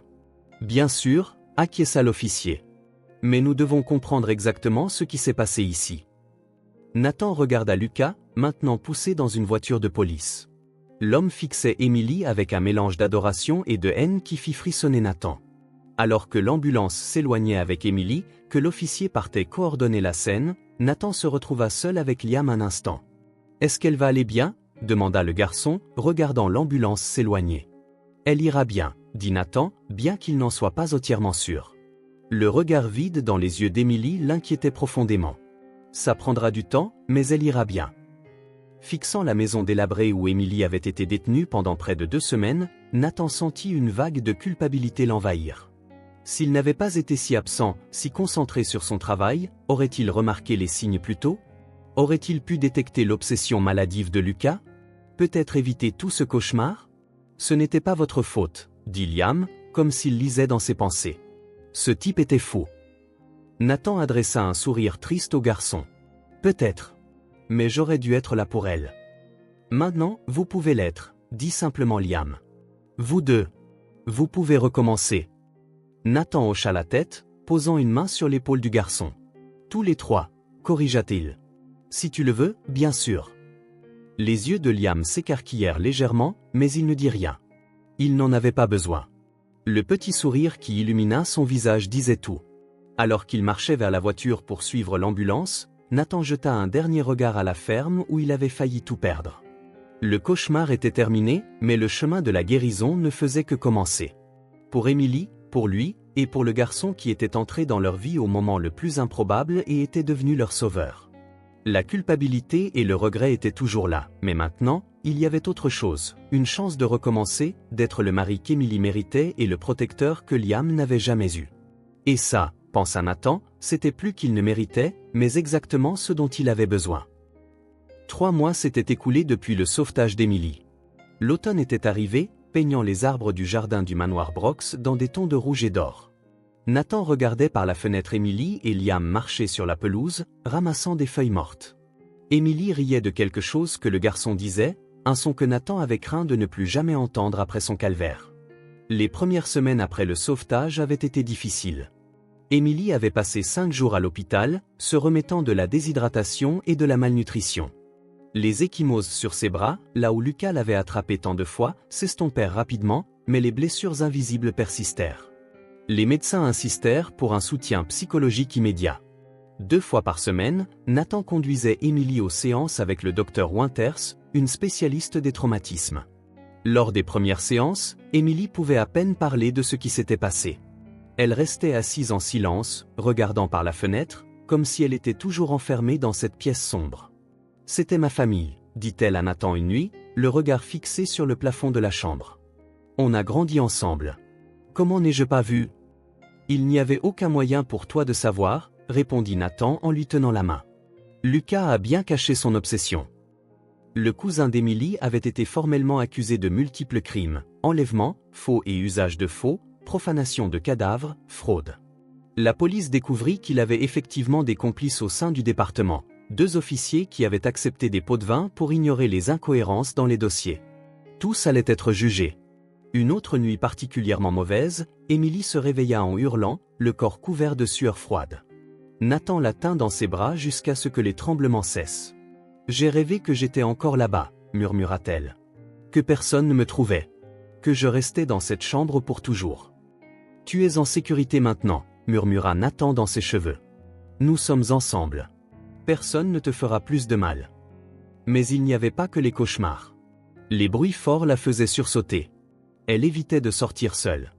Le docteur Winters expliqua que c'était des symptômes normaux de SSPT, syndrome de stress post-traumatique, mais le savoir n'apaisait pas la douleur. « Est-ce qu'elle ira mieux ?» demanda Nathan à la thérapeute lors d'une séance commune. « Elle ira mieux », l'assura le docteur Winters avec une douce confiance. « Émilie est exceptionnellement résiliente. Mais la guérison n'est pas linéaire. Il y aura de bons jours et de mauvais jours. » Et il y en avait. Certains jours, Émilie semblait presque redevenir elle-même, enthousiaste et engagée. D'autres jours, elle ne pouvait pas sortir du lit, écrasée par les souvenirs. Pendant qu'Émilie luttait pour reconstruire son sentiment de sécurité, une autre question se posait, l'avenir de Liam. Techniquement, le garçon aurait dû retourner dans le système d'accueil après le sauvetage. Mais Nathan demanda la permission de le garder temporairement, arguant que l'enfant était un témoin clé et avait noué un lien avec lui. L'assistante sociale, Madame Martinez, impressionnée par le rôle de Liam dans le sauvetage et notant son bien-être évident chez les Brox, accepta un arrangement provisoire. « Il s'épanouit avec vous, » dit Madame Martinez lors de sa 3e visite. « Je ne l'ai jamais vu aussi ouvert. » C'était vrai. Le Liam qui était arrivé au manoir Brox, sur ses gardes, toujours en alerte, parlant au minimum, s'ouvrait progressivement. Il racontait des histoires de ses aventures dans la rue pendant le dîner, posait des questions sur les livres qu'il trouvait dans la bibliothèque, et fredonnait même en prenant sa douche. Pour un enfant qui avait appris l'invisibilité comme stratégie de survie, c'était d'énormes signes de confiance. Maintenant, en regardant Emily et Liam dans le jardin, Nathan savait qu'il était temps de rendre permanent l'arrangement temporaire. Ils ont l'air bien ensemble, dit Margaret, qui était venue apporter à Emily quelques affaires de son appartement. Oui, acquiesça Nathan. Liam a été comme une encre pour elle. Pour nous deux, en fait. Margaret les regarda dehors. Emily montrait à Liam comment faire un bouquet avec les feuilles colorées, et le garçon l'imitait avec une concentration sérieuse. Savais-tu qu'elle lui parle de l'enlèvement, commenta Margaret. Emily m'a dit que parfois, elle peut parler à Liam de choses qu'elle ne peut pas partager avec moi ou avec le docteur Winters. Vraiment, demanda Nathan, surpris.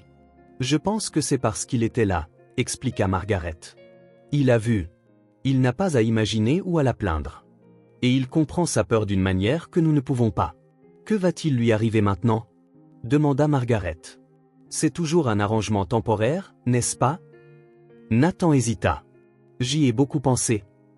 Margaret regarda son beau-frère, remarquant l'intensité dans son regard. Tu veux l'adopter, n'est-ce pas? Je crois que oui, admit Nathan. Mais je ne suis pas sûr qu'Emily soit prête. Elle est encore si fragile. Lui en as-tu parlé? Je n'ai pas trouvé le bon moment. Margaret sourit, posant une main sur l'épaule de Nathan. Peut-être qu'il n'y a pas de moment parfait. Mais je pense que tu serais surpris par sa force. Ce soir-là, après que Liam soit allé se coucher, Nathan trouva Emily sur la terrasse arrière, enveloppée dans une couverture malgré la douceur de la soirée. C'était une habitude qu'elle avait développée depuis le sauvetage, cherchant la chaleur comme si elle ne pouvait jamais bannir complètement le froid de cette chambre abandonnée. « Puis-je me joindre à toi ?» demanda-t-il. Emily sourit, lui faisant de la place sur le banc de jardin. « Bien sûr. » Ils restèrent assis en silence pendant quelques minutes, contemplant les étoiles. Nathan remarqua qu'Emily semblait plus calme que ces dernières semaines, son visage moins tendu. « Comment s'est passée la séance d'aujourd'hui ?» demanda-t-il finalement.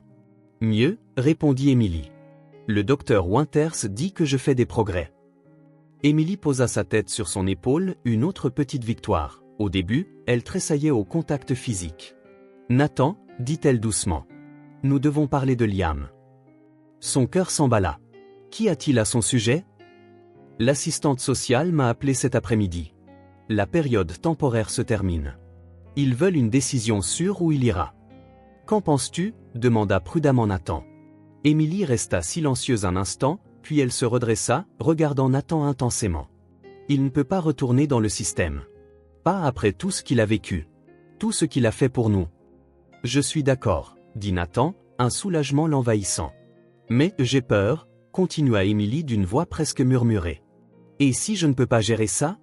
Et si je ne suis pas une bonne mère pour lui? Je suis encore si brisée, Nathan. Nathan prit ses mains dans les siennes. Emily, tu n'es pas brisée. Tu guéris. Et Liam guérit aussi.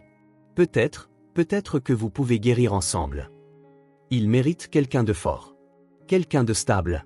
Et si mes flashbacks l'effraient? Et si j'empire? Liam a vu plus d'obscurité que la plupart des adultes, dit doucement Nathan. Et d'une manière ou d'une autre, il a toujours cette lumière en lui. Peut-être qu'il n'a pas besoin que nous le protégions de la réalité. Peut-être que nous devons juste l'aimer à travers tout ça. Des larmes brillèrent dans les yeux d'Emily. Tu veux l'adopter? Faire de lui officiellement une partie de notre famille? Oui, répondit Nathan sans hésitation. Dès l'instant où il est entré dans tes funérailles avec ta bague, quelque chose a changé en moi. Et après tout ce que nous avons traversé ensemble, je ne peux pas imaginer la vie sans lui. Emily essuya ses larmes du revers de la main. Il m'a apporté un dessin hier. Ça montrait une maison avec 3 personnes devant. C'est notre famille, a-t-il dit. Toi, Nathan et moi. Comme si c'était la chose la plus naturelle du monde pour lui. Ça l'est, dit Nathan. Il n'a jamais vraiment eu de famille, du moins pas depuis qu'il a perdu sa mère et sa grand-mère. Mais il y croit toujours. Il croit en nous. Pouvons-nous le faire? Demanda Emily, sa voix déchirée entre la peur et l'espoir. Élever un enfant, après tout ce qui s'est passé? Je pense qu'on peut essayer, répondit Nathan. Si tu le veux. Si tu es prête. Émilie prit une profonde inspiration, regardant la maison où Liam dormait paisiblement dans l'une des chambres d'amis. Je ne suis pas sûre d'être un jour complètement prête. Mais attendre d'être parfaite pourrait signifier attendre pour toujours. Elle serra la main de Nathan. Essayons. Adoptons-le. Le lendemain matin, au petit déjeuner, Nathan et Émilie regardèrent Liam dévorer ses pancakes avec l'enthousiasme de quelqu'un qui avait connu la vraie faim. En 3 mois de vie avec eux, il avait pris du poids, ses joues autrefois creuses étaient maintenant plus pleines, et sa peau avait une couleur plus saine. Liam, commença Nathan, échangeant un regard avec Émilie. Nous devons te parler de quelque chose d'important. Le garçon arrêta instantanément de manger, alerte. Une habitude de séjour dans la rue, toujours prêt à recevoir de mauvaises nouvelles.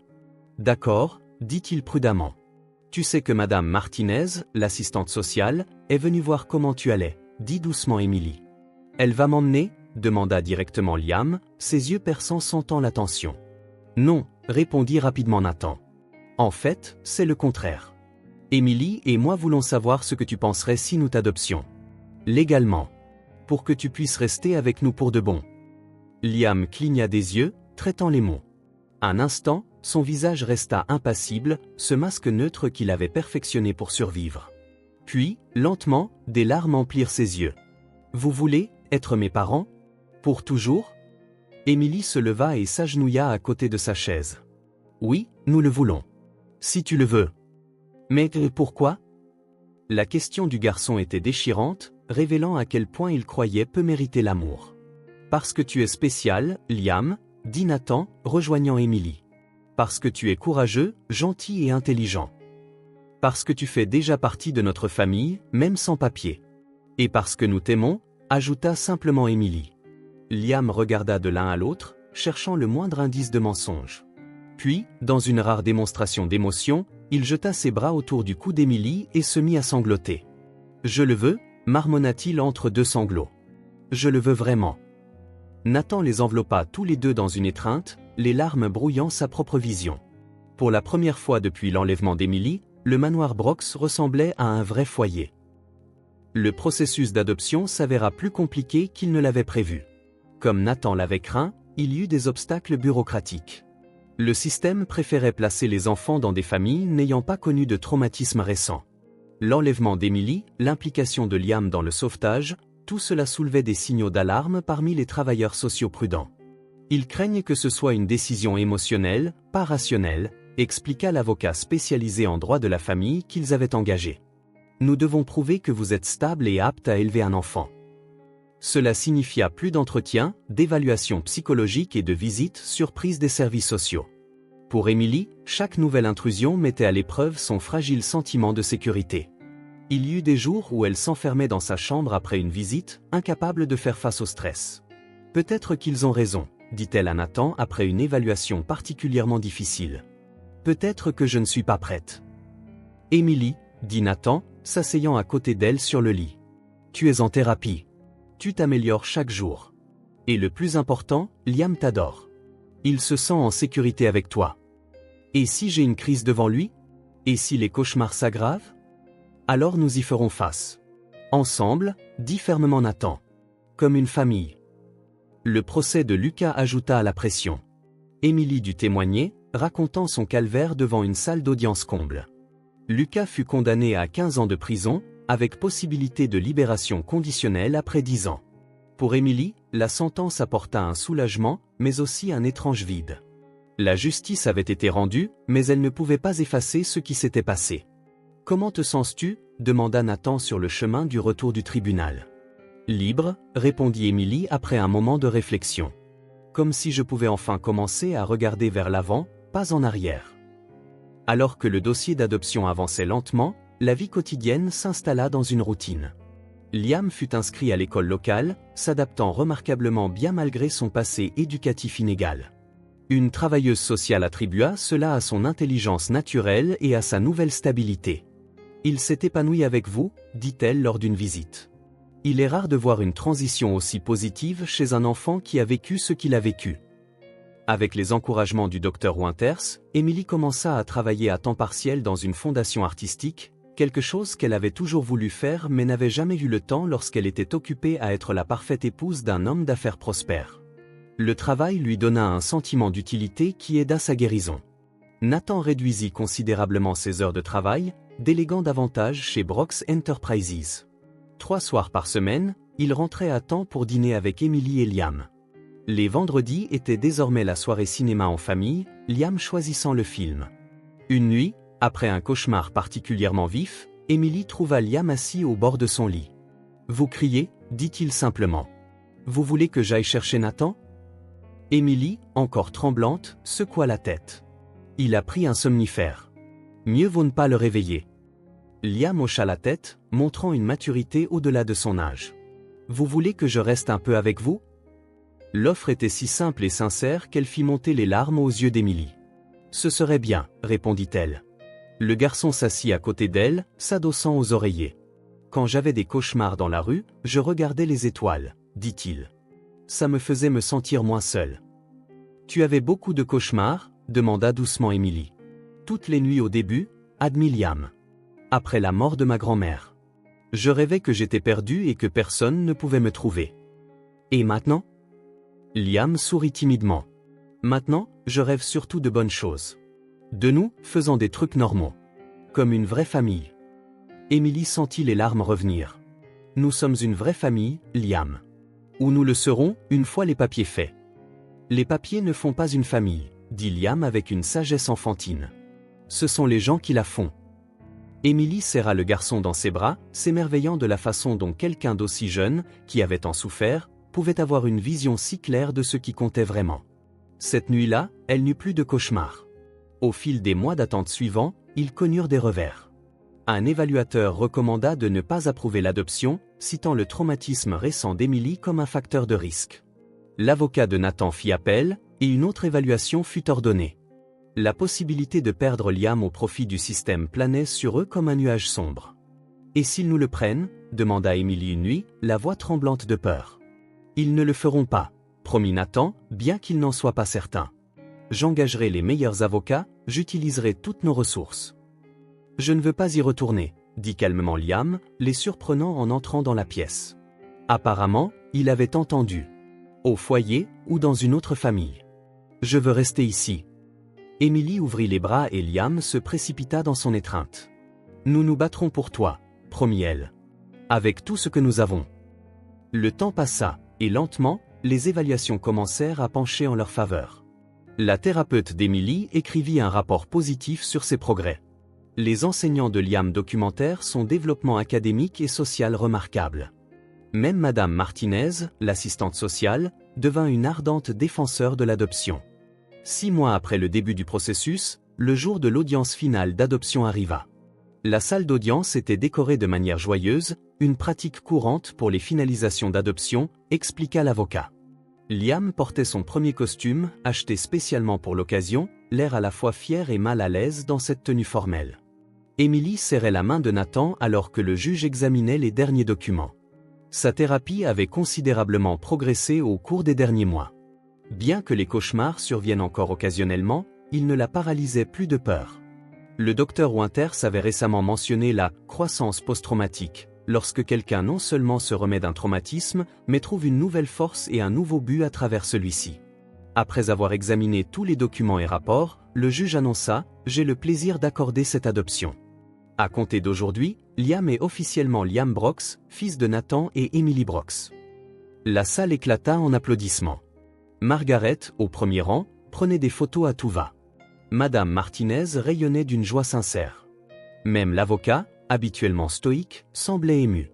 Liam, cependant, se tenait comme en état de choc, fixant le certificat que le juge lui remettait. « Ça va ?» demanda doucement Emily. « C'est réel maintenant ?» murmura le garçon. « C'est officiel. J'ai une famille. » Nathan s'agenouilla devant lui. « Tu auras toujours une famille, Liam.